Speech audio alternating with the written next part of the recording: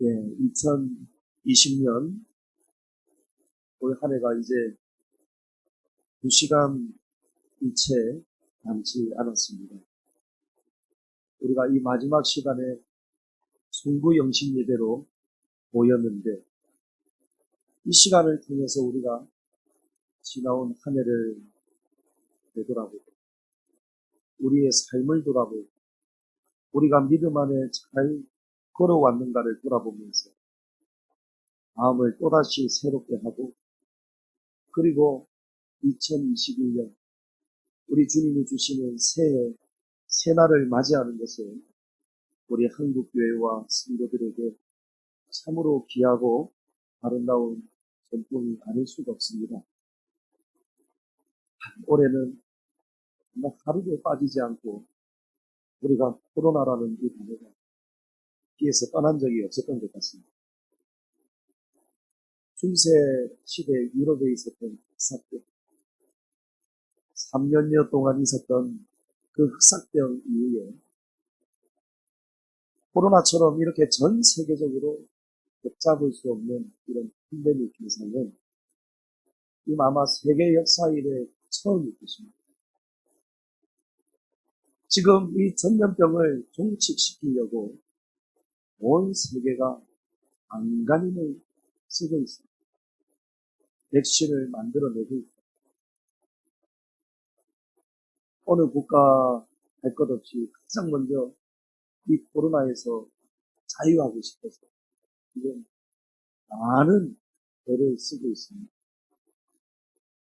그러나 그 노력을 마치 비웃기나 하는 것처럼 이 코로나라는 바이러스가 점점 또 변모하고 있습니다. 연이 바이러스가 또 지금 나타나고 있죠. 세상은 몰라도 우리는 답을 알고 있습니다. 이 코로나 전염병은 사람이 연구하고 노력한다고 해서 끝이 날 전염병이 아니라는 것을 우리는 알고 있습니다.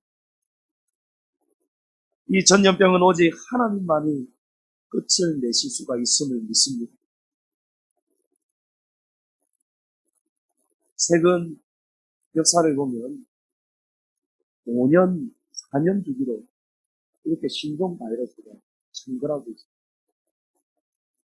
근데 사스 때에도 메르스 때에도 이렇게 코로나처럼 전 세계가 1년이 넘도록 이렇게 심상치 않았던 팬데믹은 오지 않았습니다.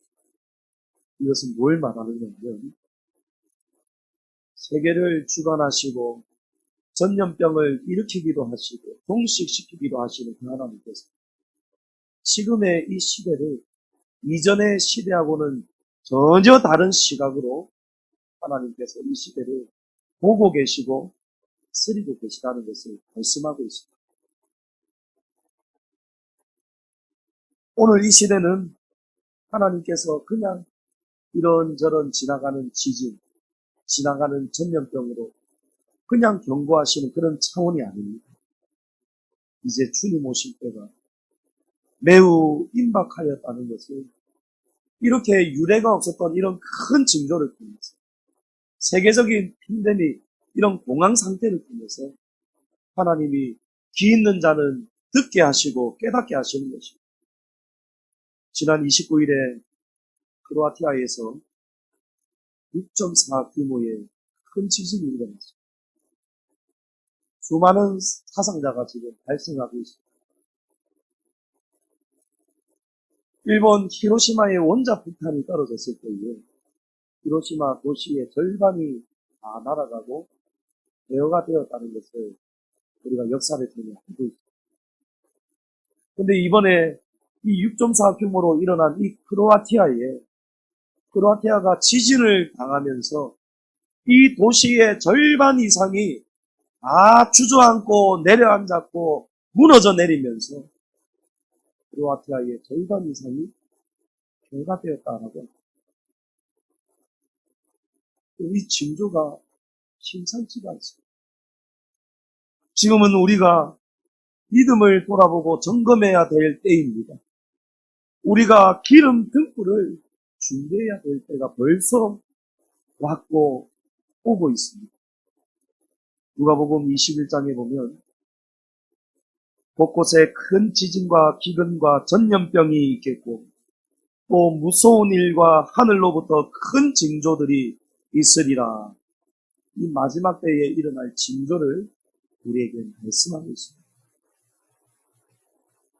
올 한 해를 우리가 돌아보는 이 시간에 하나님은 왜 이토록 지금 크로아티아에 또 세계 곳곳에 또 세계 전역에 1년이 넘도록 이렇게 코로나가 끝이 나지 않는 이런 무섭고 두려운 심판의 날을 계속해서 이어가고 계십니다.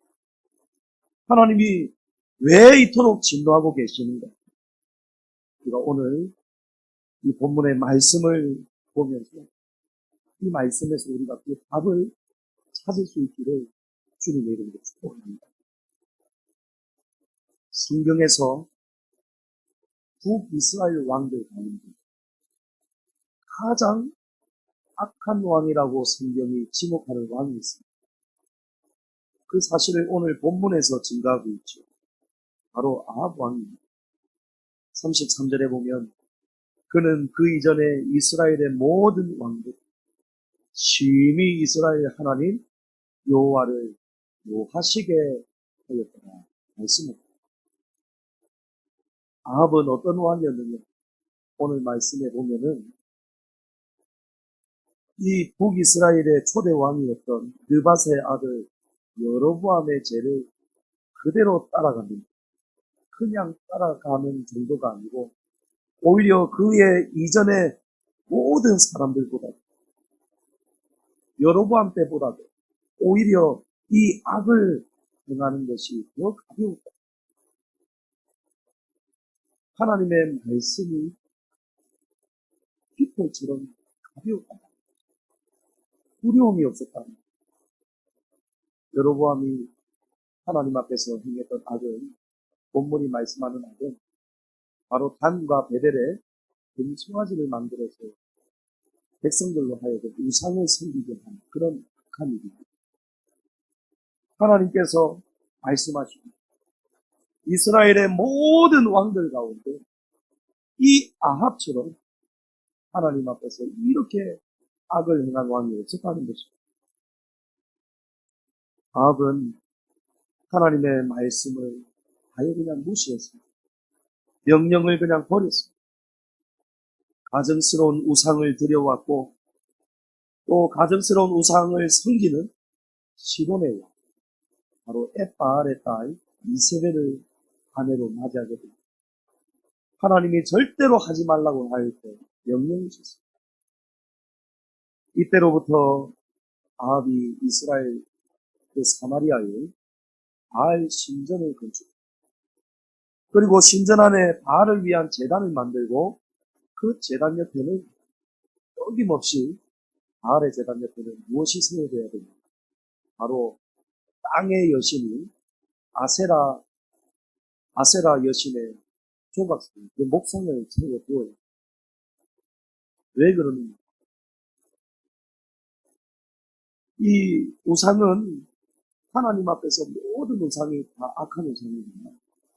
그 중에서도 특별히 이 바알과 아세라를 섬기는 바알을 숭배하는 이 제사의식은 하나님 앞에서 가장 악하고 가증스럽고 멸망받아 마땅한 그런 악한 죄.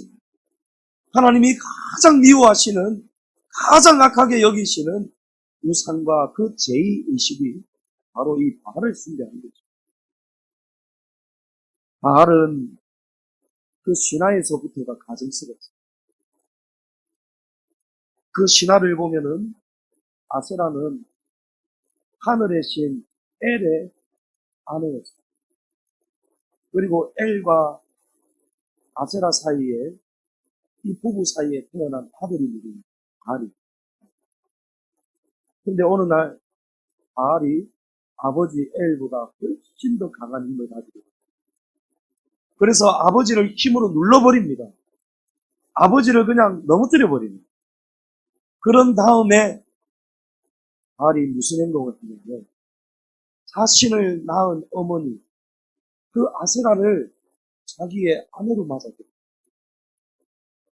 그래서 바알 신전, 바알 제단 옆에는 항상 아세라 조각 목상을 두는 것입니다. 왜 두는? 바알과 아세라는 이 당시 때에 어떠한 의미가 있었는지 풍요와 다산의 의미가 있습니다. 바알을 섬기는 나라와 백성들은 왜 바알과 아세라를 섬겼느냐? 자신들이 사는 이 나라가 풍요로워지기를 바라였고요. 풍요로워지려면 농경 사회에서 농사가 잘 되어야 되는데 가장 중요한 것이 무엇이겠습니까? 비가 내려야 됩니다. 제때에 비가 내려야 됩니다. 광활한 이 광야에서 하늘에서 내리는 비는 얼마나 귀한 단비였겠습니까? 그래서 이 바알이라는 우상을 고안해내고 만들어낸 것입니다. 이 사람들이 이 바알과 아세라를 어떤 의미로 섬기느냐? 비가 필요할 때, 하늘에서 비를 내려주셔야 될 때에 바알의 신전에 온 백성이 모이는 것입니다. 그리고 그 제단 앞에서 무슨 의식을 하느냐 하면은 신전에 있는 여자 창기들이 음란한 행위를 시작합니다. 그리고 신전의 창기들과 더불어서 거기에 참여한 신전의 남창들은 물론이고 남자 백성들도 똑같이 다 같이 난잡하게 섞이고 얽혀가지고 오름을 하는 것입니다. 그럼 그 행위가 하나님이 보시기에 얼마나 가증스럽고 악한 일이겠습니까? 왜 이들이 이런 제사의식을 지내느냐? 바알을 섬기는 제사의식은 다름 아닌 바로 이런 행위가 제사의식입니다. 왜 이런 일을 저지르느냐?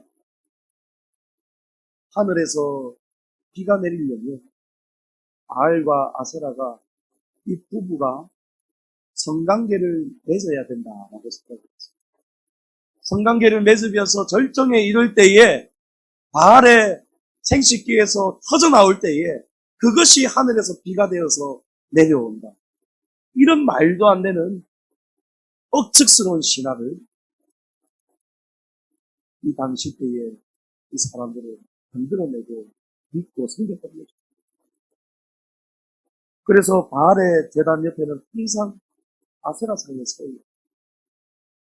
이 두 우상 앞에서 난잡스러운 그런 성교 행위를 함으로 인해서 바알과 아세라를 흥분시킬 수 있다.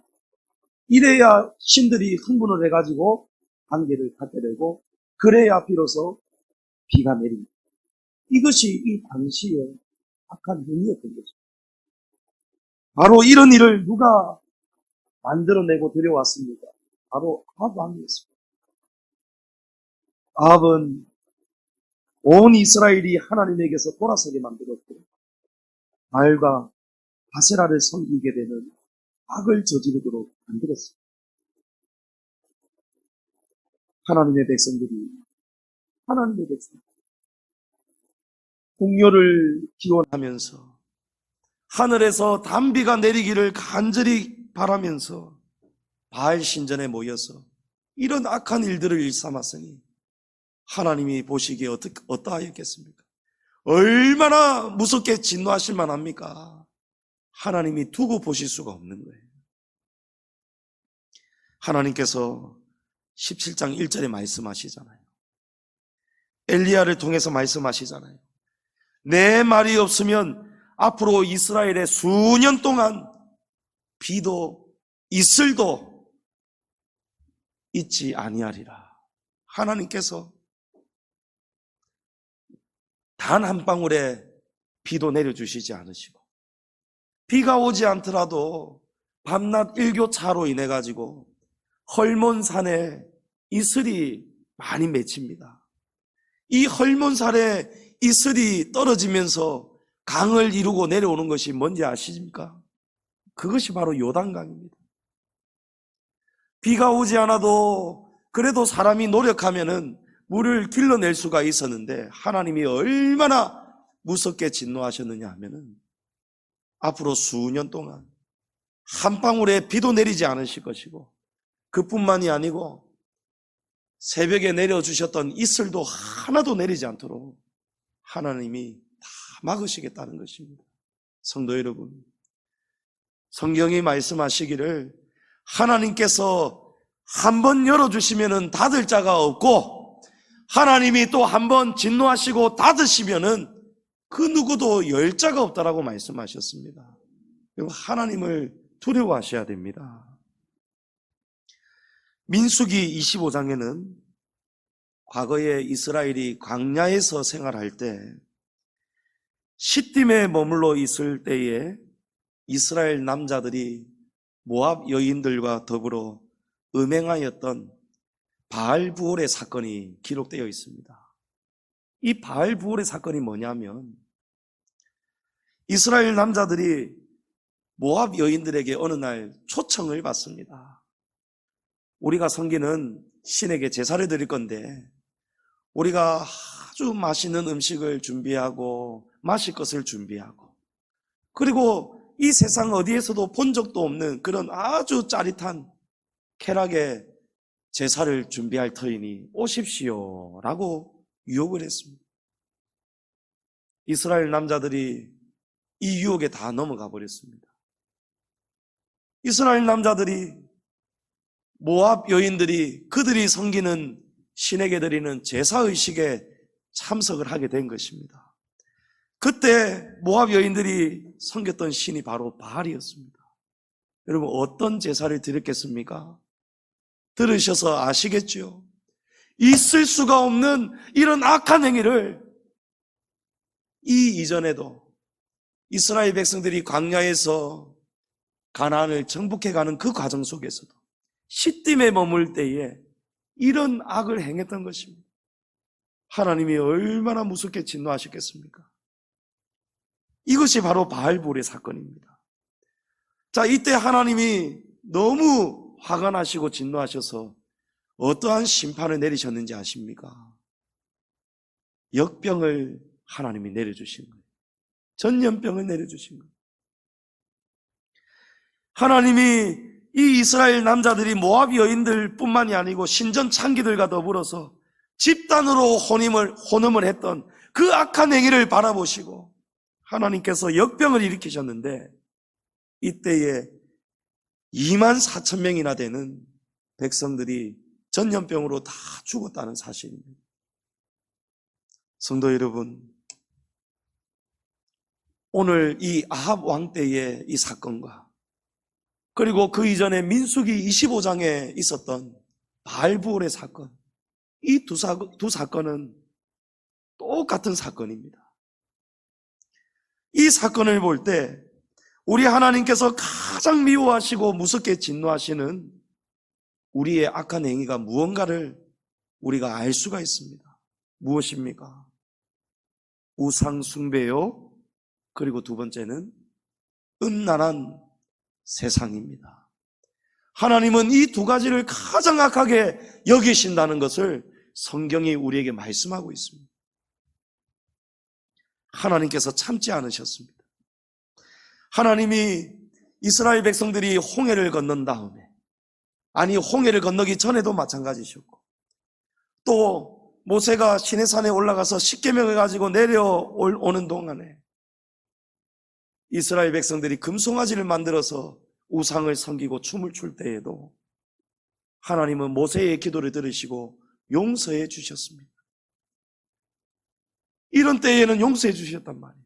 그러나 하나님께서 절대 용서하지 않으시는 때가 있습니다. 언제입니까? 하나님이 악하게 여기시는 우상 숭배뿐만이 아니고 그와 더불어서 음란한 세상을 우리가 살아갈 때, 우리가 하나님을 두려워하지 않고 하나님이 아닌 다른 것을 더 사랑하고 그 우상을 쫓아가면서 우리가 음란한 죄악을 저지를 때, 그때에 하나님은 참으시지 않으신다는 사실입니다. 하나님께서 그때마다 전염병을 내려주셨고, 또 아합 왕 때에는 3년 반 동안이나 하늘의 문을 완전히 닫아주셨습니다. 열어주시지 않았습니다. 올 한 해 동안 우리는 전 세계를 향해서 무섭게 진노하고 계시는 하나님의 이 심판을 보고 있습니다. 지금까지 이 코로나라는 전염병 때문에 전 세계 인구 가운데 180만 명이 사망하고 있습니다. 미국에서만 29만 명이 사망을 했다라고 합니다. 이 사망자의 숫자는 미국 군인이 2차 대전에서 죽은 전사자의 수보다도 이 29만 명은 훨씬 더 많은 숫자라는 거예요. 전쟁이 났을 때에 죽은 전사자보다도 훨씬 더 많은 사람이 지금 미국 안에서만 사망했다라는 것입니다. 2차 세계대전은 4년 동안 치렀던 전쟁입니다. 4년 동안 전쟁을 치르면서 죽은 사람들보다도 전쟁이 아닌데, 총칼을 들고 무기가 지금 오고 가는 전쟁이 아닌데 눈에 보이지 않는 이 코로나라는 전염병, 4년에 비하면 1년밖에 되지 않는 이 기간 동안에 죽은 사람이 4년 동안 전쟁하면서 죽었던 전사자들보다 더 많다는 것입니다. 여러분, 우리가 전쟁보다도 더 무서운 전쟁을 우리가 지금 치르고 있는 것입니다. 사망자가 속출하고 있고, 국가가 붕괴하고, 사회가 갈등하고 있고, 경제가 무너지고 있는 이 세상을 우리가 바라보고 있습니다. 왜 그럴까요? 왜 이토록 어느 나라 막론할 것 없이 전 세계적으로 180명이 넘는 사망자가 나오고 있고, 앞으로는 더 많은 사망자가 나온다는 거예요. 이제 여기저기서 백신이 나오고 있는데, 쏟아져 나오고 있는데, 이제 내년이 시작되면은 이제 끝날 것이라고 예상을 하고 기대하고 있는데, 이거 웬 말입니까? 영국에서부터 지금 코로나 변이 바이러스가 또다시 지금 확산이 되고 있잖아요. 여러분, 하나님께서 닫으시면요, 아무도 열 수가 없습니다. 하나님께서 전염병을 거두어 주시지 않으면 우리 인간이 아무리 똑똑하고 아무리 연구를 하고 노력을 해도 이 전염병은 끝이 나지 않는 것입니다. 하나님은 이스라엘이 범하는 우상 그리고 음란을 보시고 무섭게 진노하시고, 하나님은 전염병을 내리셨고 하늘의 문을 다 닫아주셨습니다. 모압 때문일까요? 모압 여인 때문일까요? 아니면 시돈 왕의 딸 이세벨 때문일까요? 여러분, 아닙니다. 원인이 어디에 있었는지 아십니까? 하나님의 백성, 저와 여러분 안에 그 모든 원인과 답이 있었다라는 사실입니다. 우리는 세상에서 고난과 환난을 직면하게 될 때 유독 우리 자신을 빼먹을 때가 많이 있습니다. 그 원인이 우리하고는 전혀 좀처럼 상관이 없다라고 생각하는 경우가 허다합니다. 세상이 약하기 때문에, 모압 여인이 이스라엘 남자들을 유혹했기 때문에, 아내를 잘못 만났기 때문에, 아합 왕이 이세벨을 잘못 아내로 맞으면서 그 시돈의 잘못된 우상을 들여온 나머지, 그래서 어쩔 수 없이 그런 일을 당해야 했다, 이렇게 생각하는 경우가 허다합니다. 세상이 약해서, 우리는 아닌데 세상이 음란하기 때문에 마지막 시대 이 세상을 향한, 우리는 쏙 빼버리고 저 세상들을 향한 하나님의 심판 때문에 지금 우리 교회와 성도들도 저 세상 때문에 우리가 이렇게 같이 심판 속에 어쩔 수 없이 피해를 당하고 살아가고 있다, 이렇게 생각을 하는 것입니다. 그러나 성경은 세상에만 원인이 있는 것이 결코 아니라고 우리에게 말씀합니다. 세상에만 원인이 있는 것이 아니고 세상 때문에만 우리가 심판을 당하는 것이 아니라는 것을 우리가 깨달아야 될 것입니다. 이스라엘이 당하는 심판이 단지 아합 왕 한 사람 때문에 받는 심판이 아니었습니다. 오늘 본문 말씀이 강조하시고 있고 가르쳐 주시는 것이 바로 이 대목입니다. 여러분, 이 사실을 오늘 우리가 2020년 이 마지막 이 시간에 우리가 이 사실을 깨달아야 되는 거예요. 33절에 보면 아합이 이스라엘 하나님 여호와를 노하시게 만들었다라고 합니다. 왜 노하시게 만들었는지는 우리가 앞에서 다 살펴보았습니다. 그리고 하나님께서 이 아합의 이런 일들을 통하여서 무섭게 진노하시고 심판을 하시는데 그 심판의 선고가 17장 1절에 나와 있지요. 수년 동안 하늘을 닫으시고 비도 이슬도 주시지 않으신다는 것이 그것이 하나님의 심판입니다. 자, 그런데 이 33절하고 17장 1절 사이에 있는 34절의 말씀을 보면은 하나님이 진노하시고 심판하시는 원인이 비단 아합 왕 한 사람 때문만이 아니라는 사실, 그런 중요한 이유 한 가지를 더 우리에게 말씀하고 있다는 것입니다.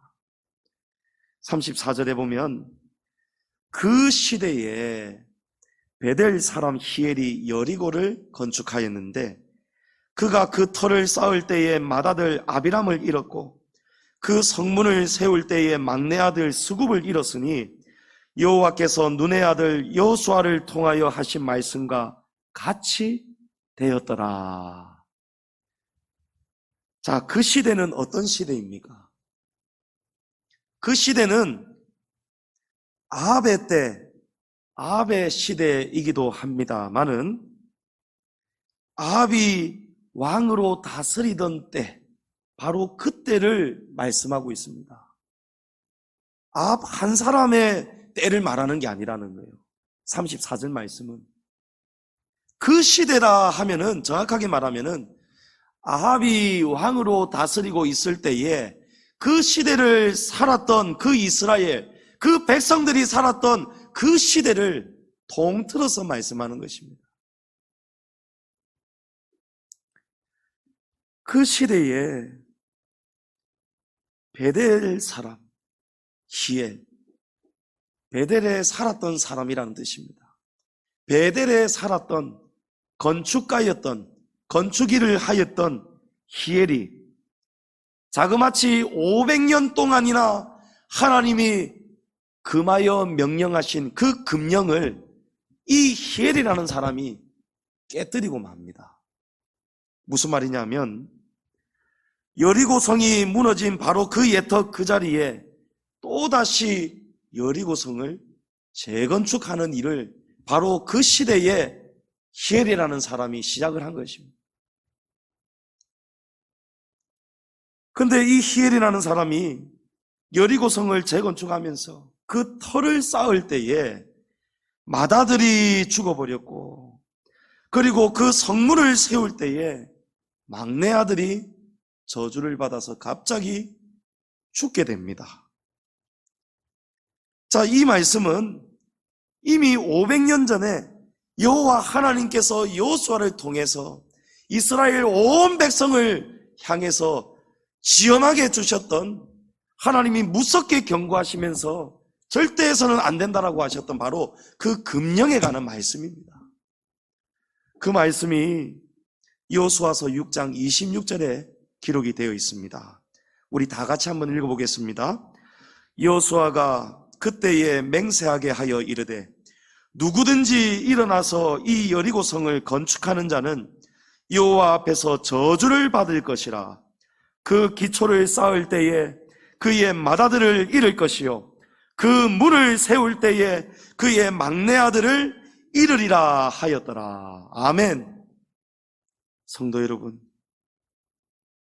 이 얼마나 무서운 일입니까? 하나님께서 금하신 명령, 그 법은 500년이 지나도, 500년이 흘렀어도, 아니 1000년이 지나도, 아니 1000년이 2번 지나고 수만 년이 지나간다 할지라도 성경이 우리에게 하시는 말씀처럼 천지는 변하여도 하나님의 말씀은 변하지 않는다는 사실입니다. 그 하나님의 명령 율법의 1.1획도 사라지지 않는다는 거예요. 여러분, 이 말씀은 오늘 이 시대를 살아가는 우리에게 하나님께서 깨달으라고 주시는 오늘의 말씀입니다. 우리가 옛날 이야기를 하자고 이 시간에 모인 것이 아닙니다. 올 한 해를 돌아보면서 왜 세계가 지금 하나님의 무서운 진노와 심판을 당하고 있는가? 여러분, 우리가 하나님의 말씀을 버렸기 때문입니다. 우리가 하나님이 절대로 해서는 안 된다는 그 말씀을 아합의 때처럼,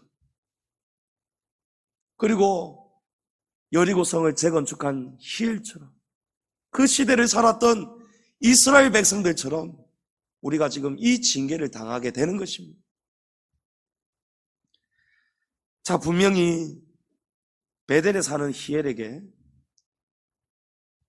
여리고 이 예터에 다시 여리고성을 건축하라 라고 명령을 내린 사람은 따로 있었을 것입니다. 누구였겠습니까? 이런 큰 공사를, 엄청난 국가의 예산이 쏟아져야 되는 이런 큰 공사를 이 건축가인 히엘에게 누가 지시를 할 수 있었겠습니까? 여러분, 아합 왕이었을 것입니다. 아합이 시켰습니다. 자, 그런데 이 일을 작정하고 시킨 사람은 아합 왕인데 지금 누가 저주를 받습니까? 심판을 받습니까? 이 건축을, 그 명령을 받아서 시행을 하였던 베델 사람 히엘이 바로 이 저주를 받게 되는 것입니다. 이것이 우리 하나님이십니다.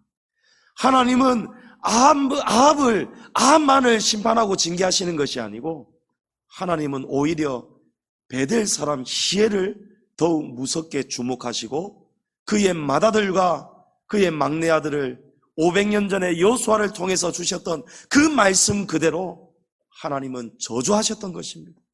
무서운 심판을 주셨던 것입니다.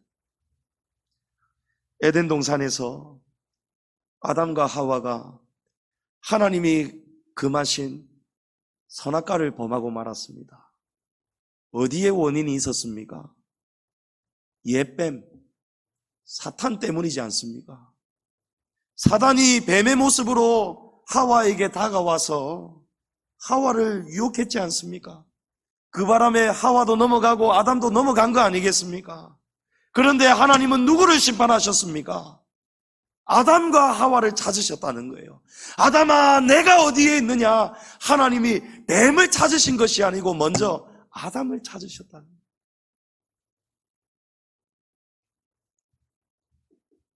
(34절) 말씀을 우리가 다시 보면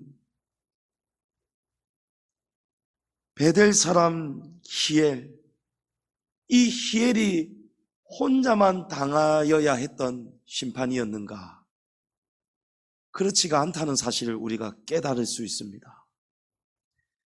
자, 여리고성은, 그 당시의 여리고성은 그 크기가 오늘날의 축구장 면적 4배에 달한다라고 합니다. 그래서 여리고성을 이스라엘 백성들이 몇 바퀴를 돌면서 무너뜨렸는데 이 한 바퀴를 도는 그 둘레가 4km를 훨씬 넘는다는 거예요. 부지가 어마어마하다는 거예요. 엄청난 넓은 땅에 히엘이 지금 여리고성을 다시 재건축하고 있었다는 것입니다. 그렇다면 히엘 한 사람이 여리고를 건축할 수 있었겠습니까? 한 사람이 택도 없지요. 몇 사람이 달라붙었겠습니까? 그 당시에 34절이 말씀하는 바로 그 시대에 살았던 이스라엘의 대부분의 모든 사람들, 집집마다 멀쩡한 장정 한두 명씩은 모두 다 그 공사에 달라붙어야 되지 않았겠습니까? 그렇지 않더라도 그 큰 공사를 진행할 때 그 이스라엘에 살았던 사람들 중에 단 한 사람도 지금 이스라엘 땅에서 무슨 일이 일어나고 있는지를 몰랐다라고 말할 수가 있겠습니까? 그럴 수가 없는 거예요. 34절 말씀이 지금 무엇을 말씀하냐 하면 그 시대에 아합 왕 때에 아합으로부터 여리고를 다시 재건축하라는 명령을 들었던 히엘, 그 히엘뿐만이 아니고 그 당시에 살았던 이스라엘 모든 백성들이 이 일을 알고 있었고 이 일에 모두가 다 가담하였다라는 거예요. 모르는 이가 아무도 없었다라는 거예요. 그런데 그 중에 단 한 사람도 500년 전에 하나님이 주셨던 여호수아를 통해서 주셨던 그 말씀을 기억해내는 이가 한 사람도 없었다라는 거예요. 한 사람도 그 말씀을 기억해내지를 못했다는 거예요. 혹 알았어도 우리 이러면 안 됩니다. 하나님께서 분명히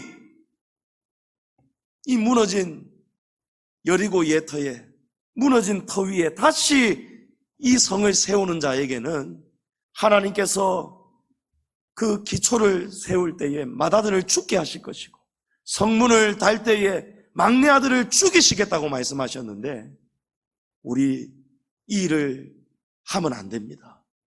우리 이러면 하나님 앞에서 큰일 납니다. 천벌을 받을 것입니다. 라고 백성들 앞에 나서서 그 나라의 악한 법을 막아 세우는 이가 아무도 없었다라는 거예요. 이스라엘은, 그 당시의 이스라엘은 바로 이런 나라였습니다. 그 당시의 이스라엘은 바알 신전에 엄청난 악을 저지르면서 음행을 저지르면서 우상과 음란이 가득한 시대였고 하나님의 공의와 말씀과 명령이 그 금령의 법이 짓밟혀버렸고 온 천지가 하나님의 공의와 정의가 다 사라졌던 바로 그 시절이 바로 오늘 본문이 말씀하시는 그때의 이스라엘입니다. 성도 여러분, 지금 우리가 살아가는 세상과 오늘 우리가 본문에서 나누는 그때의 이스라엘은 어떻습니까? 여러분, 많이 차이가 난다라고 보십니까? 오늘 이 세대가 얼마나 악한 세대입니까? 오늘 온 세상, 온 세계에 하나님이 가증스럽게 여기시는 악한 우상이 얼마나 들끓고 있습니까? 미국뿐만이 아니고 전 세계에 일루미나티와 같은 그런 조직들, 사탄을 숭배하는 그런 종교들 뿐만이 아니고 무슬림과 같은 개종하지 않으면 급진 세력이 자기들 종교로 개종하지 않으면 아예 목을 그냥 그어버리는 이런 악한 일들이 지금 들끓고 있지 않습니까? 그뿐입니까? 얼마나 음란한 세상입니까? 세상만 음란합니까? 여러분, 세상만 음란합니까? 세상에만 우상이 있습니까? 우리가 하나님보다 더 사랑하는 것, 그것이 우상이라고 성경은 말씀합니다. 한 사람이 두 주인을 섬길 수 없다는 거예요. 하나님과 재물을 겸하여 섬길 수가 없다는 것입니다. 하나님보다 재물을 더 사랑한다는 것이 곧 우상이라는 말씀입니다. 만몬을 섬긴다는 거예요. 세상만 음란하고 이 시대의 교회와 성도들은 오직 거룩하기만 합니까? 여러분, 다 넘어지고 있습니다. 목사도 넘어지고 있고 중직자도 넘어지고 있고 일반 성도들 다 넘어지고 있습니다. 이미 30년 전에 그 당시 때에 서울에서 엄청난 영향력 있는 목회를 하셨던 어느 목사님께서 이 말씀을 하셨어요. 너무 죄송한 말씀이. 저 서울에 잘 나가는 강남 이런 데 사역하는 목회자들 세계에서 첩이 없는 사람이 없다라는 거예요. 그럼 이 세상이 얼마나 지금 30년이 흐른 지금 얼마나 더 악해졌겠습니까? 온 세계가 얼마나 지금 하나님이 보시기에 진노하신 만큼 가증스럽겠느냐는 것입니다. 우리나라만 한번 보십시오. 지금 동성애를 합법화시키려고 안달이 나 있습니다. 동성애가 뭔지는 제가 몇 주 전에 정말 심도 있게 우리 교회 앞에 설교를 하였습니다. 동성애가 얼마나 악한 죄인가를 성경은 우리에게 말씀하고 있는데 이 법을 우리나라가 지금 추진하고 있는 거예요. 합법화시키고 있는 거예요. 온갖 성적 지향자들, 성소수자들이 이제는 더 큰 소리를 치는 세상이 되었습니다. 어느 교단에 있는 어느 목사님은 그 키어 축제를 하고 있는 그들에게 다가가서 하나님의 축복을 선포했지 않습니까? 그들을 축복했다라는 거예요. 하나님은 당신들을 사랑하십니다. 괜찮습니다. 세상이 당신들을 돌을 던진다 할지라도 하나님은 사랑이십니다. 할렐루야 하면서 축복해 줬다는 거예요. 여러분, 지금 세상이, 우리 기독교가 지금 이런 악을 행하고 있습니다. 예수님도 동성애자였을 것이다 라는 것을 말도 안 되는 억측을 만들어내는 신학이 바로 키어 신학입니다. 얼마나 하나님 앞에서 죽어 마땅한 무서운 죄악들이 들끓고 있습니까? 상상을 초월할 만큼 우리 국내도 마찬가지고 전 세계가 얼마나 성적으로 문란한지 모릅니다. 얼마 전에는 이 일이 벌써 3년 전에 있었던 일이더라고요. 그런데 얼마 전에 이 뉴스가 회자가 되었습니다. 미국에 있는 뉴멕시코의 모니카라는 지역이 있는데 이 지역에 36살 어머니하고 19살 아들이 근친상간의 죄를 범하고 있는 거예요. 친모입니다. 친아들입니다. 이 근친상간이 알려지면서 세계가 놀랐습니다. 그런데 두 사람이 이 혐의로 기소가 되었는데 세상 앞에 늘어놓는 이야기가 더 충격적입니다. 뭐라고 하냐면 이 두 모자는 지금 이 세상이 성인 동성애자들이 성적 자기 결정권을 인정을 받아서 동성 간의 성행위를 자유롭게 할 수 있는 것처럼 우리도 성관계 역시, 우리가 하는 성관계 역시도 똑같다. 허용해야 된다라는 거예요. 감옥이나 그 어떤 것도 우리의 사랑을 갈라놓을 수 없다라고 말을 했습니다. 그리고 만약에 우리를 감옥에 보내게 된다면 우리는 감옥에서 지내다가 감옥에서 나오자마자 근친상간을 허용해주는 그런 주로 옮겨가서 우리는 행복하게 살 것이다 라고 인터뷰를 한 거예요. 여러분, 지금 세상에 이런 일들이 이제는 놀랄 일이 아니라고 합니다. 비일비재하다는 거예요. 비일비재하다는 거예요. 사람이 짐승하고 수간을 하고요. 이처럼 부모 자식 간에도 있을 수 없는 일이 일어나고요. 멸망할 짓, 가증한 짓을 지금 일삼고 있다는 것입니다. 이 세상이. 지금 요지경 세상이 되었습니다. 또 한 가지 우리나라가 하나님의 법을 정면으로 도전하는 일이 있죠. 바로 낙태입니다. 낙태. 낙태는 살인이라고 또 제가 몇 주 전에 심도 있게 말씀을 전했습니다. 이 낙태를 허용하는 법이 이미 작년 4월 달에 대법원에서 판례가 났는데 올해 연말까지, 바로 오늘 이 날까지, 오늘이 바로 그 마지막 날입니다. 이때까지 갑자기 법이 바뀌면 혼란을 초래할 수 있기 때문에 헌법이 뭐라고 판단을 했냐면 헌법 불합치 판단을 내어놓았습니다. 이걸 유보하겠다는 거예요. 그리고 오늘, 바로 오늘입니다. 오늘까지 별다른 입법이라든지 이 법에 대한 다른 이견이 없다면은 바로 2021년 0시 0분 0초부터 새해부터 이제 낙태가 합법화가 되는 거예요. 허용이 되는 거예요. 그런데 오늘 무슨 뉴스가 났는지 아십니까?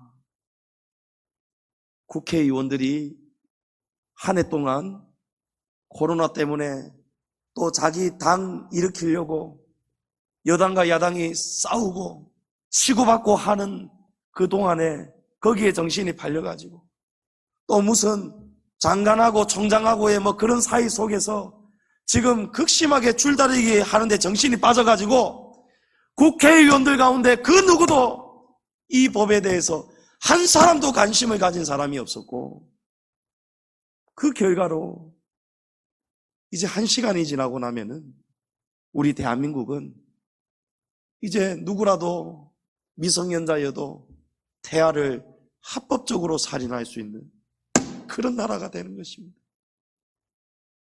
성도 여러분, 국회의원들 가운데 성도가 없는 줄 아십니까? 국회의원들 가운데 장로가 없고 권사가 없고 집사가 없는 줄 아십니까? 여러분, 있습니다.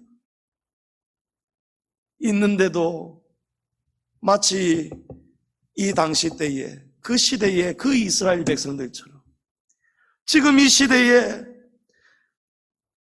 이 세상이 무너진 바벨탑을 지금 다시 쌓아가고 있고, 하나님의 법에 정면으로 지금 도전장을 내밀고 있고, 무너진 여리고성을 이 세상이 여기저기에 지금 다시 일으켜가고 있는데, 우리도 똑같이 그 누구도 이 법을 목숨을 걸고 막아서는 이가 없었다라는 거예요. 악을 선한 것으로 포장하고 있습니다. 지금 이 세상은 선한 것을 오히려 악하다라고 말을 하고 있습니다. 얼마 전에는 일본의 한 유명한 연예인이 미혼모로서 정자를 기증을 받아가지고 아이를 출산을 했습니다. 이 아이를 출산하고 나니까요, 이 아이 눈이 파란 거예요. 파란 거. 알고 보니까 서양 백인 남자의 정자를 기증받았는 거예요. 그러면서 사회 분위기가 아름답다, 귀하다 막 이렇게 여론이 지금 가고 있는 거예요. 여러분, 이 또한 하나님의 성경의 진리에 정면으로 지금 도전하는 거예요. 제가 요즘 한 번씩 댓글을 잘 답니다. 제가 그 뉴스에도 댓글을 달았어요. 그 아이의 입장을 한번 생각해 보았습니까? 이 아이가 나중에 자신의 정체성을 알게 될 때 겪게 되는 그런 엄청난 충격과 혼란을 생각해 보았습니까? 세상이 아무리 변했다 할지라도 가족과 가정과 정체성은 변하지 말아야 되는 것 아니겠습니까? 하니까요, 제 말에 동의하는 좋아요를 누르는 사람은 거의 없고요, 전부 다 싫어요를 누르는 거예요. 그러면서 누가 또 댓글을 달았어요. 뭐라고 달았냐니까, 그건 네 생각이고, 이렇게 달아놨어요. 여러분, 세상이 지금 이렇게 무너져 가고 있는, 그런데도 아무도 지금 싸우지를 않고 있습니다. 히브리서 기자는 히브리서 12장 4절에 너희가 죄와 싸우되 아직 피 흘리기까지는 대항하지 아니하였다라고 책망을 하고 있습니다. 여러분, 하나님이 오늘 저와 여러분에게 책망하시는 거예요.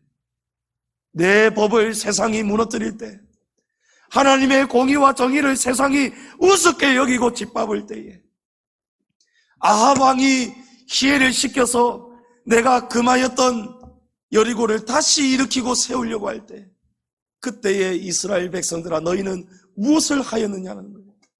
왜 하나님께서 수년 동안 비를 내려주시지 않으셨을까요?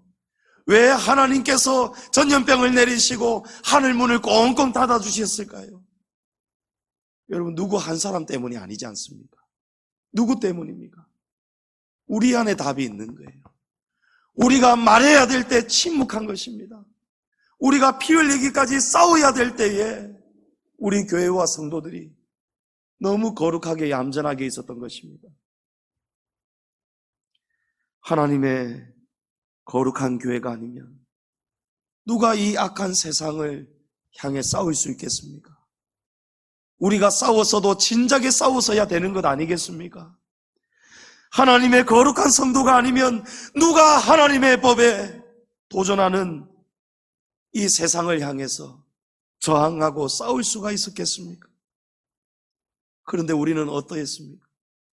성도 여러분, 올 한 해 동안 이렇게 악한 법이 활개를 치고 있고 악한 세상이 더 악을 추구해 갈 때 우리는 무엇하고 있었느냐는 거예요. 우리는 코로나 무서워서 피한다고 바쁜 건 아니었습니까? 모이지 말라고 하니까 모이지 말아야겠다. 하나님의 성도들이 일반 정치 행정에 그냥 따라가 버리는 거예요. 안식일이 어떤 날인데, 하나님이 명령하신 법인데 하나님의 법을 따라가는 것이 아니고 우리가 세상을 따라가면서 교회를 버려버리고 주님의 교회가 어려워지고 주님의 교회가 힘들어져 가는 것은 아랑곳하지 않고 그냥 우리가 편리주의에 빠져버렸단 말이에요. 집에서 편안하게 예배드리니 좋구나. 어려운데 온라인으로 예배드리니까 눈치 보며 헌금 안 드려도 되니 좋구나. 이런 일들이 오늘날 크리스천들 가운데 가득하다는 것입니다. 우리는 싸우기는커녕 우리 안에서 우리 스스로 하나님의 법을 우리가 지켜내지 못하고 있었습니다.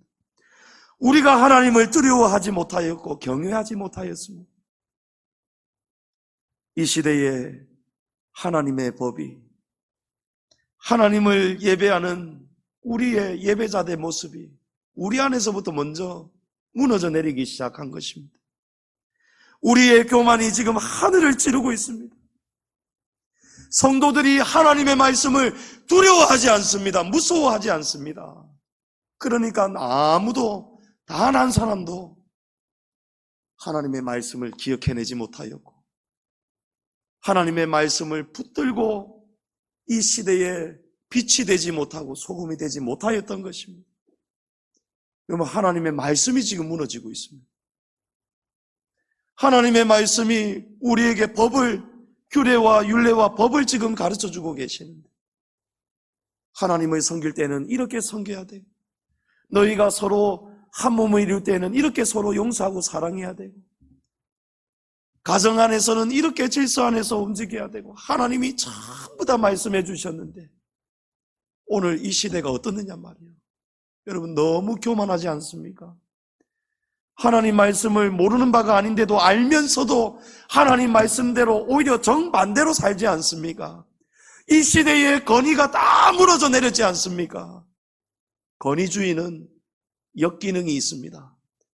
권위만을 내세우는 권위주의는 잘못된 것입니다. 그러나 하나님께서 정하여 주신 그 질서 안에서의 권위는 우리를 살리는 순기능을 하고 있습니다. 그 질서를, 아름다운 질서를 우리가 만들어 가야 되는 거예요. 그런데 오늘 이 사회가 어디에서부터 무너집니까? 가정에서부터 무너지는 거예요. 가정의 아버지, 어머니의 권위가 지금 떨어져 버리는 거예요. 자식들이 부모에게 반말을 해댑니다. 그렇게 자라니까 부모를 우습게 여깁니다. 아버지, 어머니의 말씀을 두려워하지 않습니다.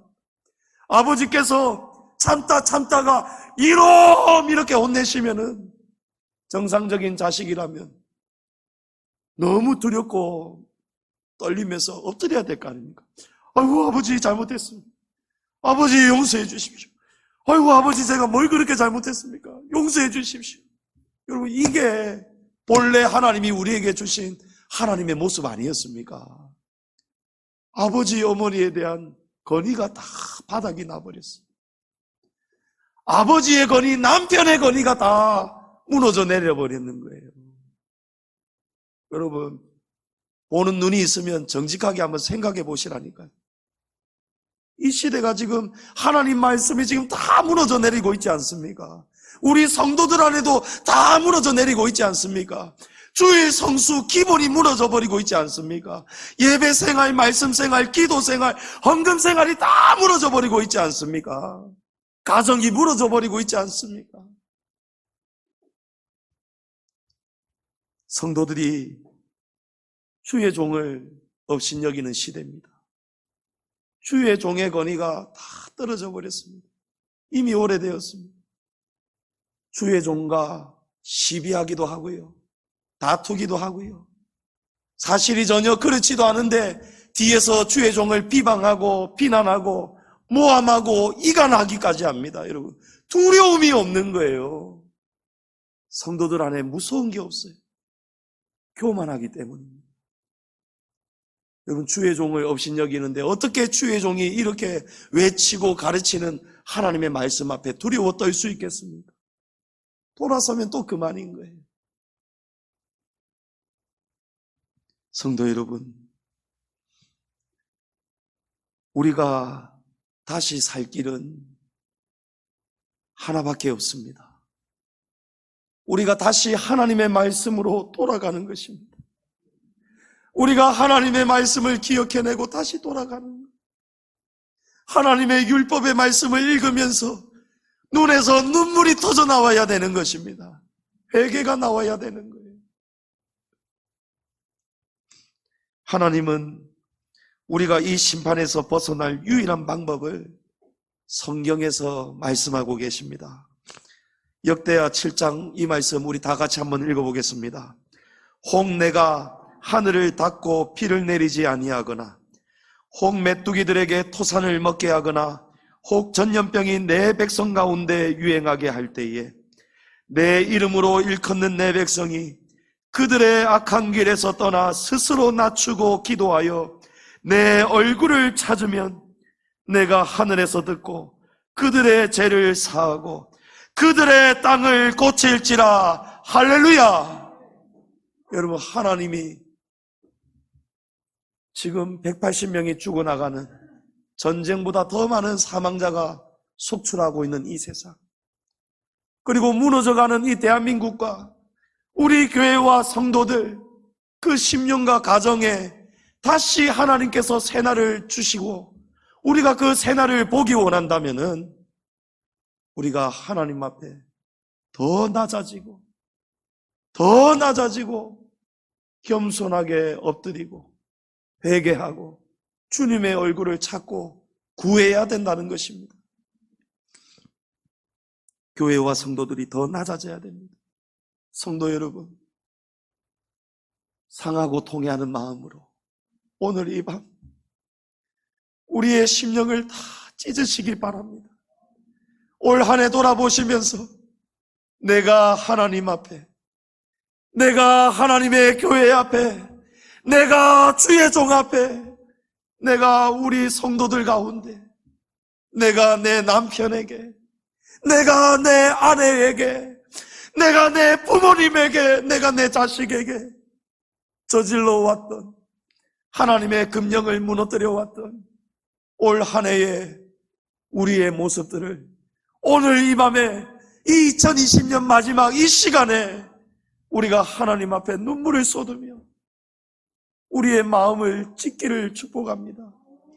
그리하고 나면은 하나님께서 우리에게 새날을 열어주실 것입니다.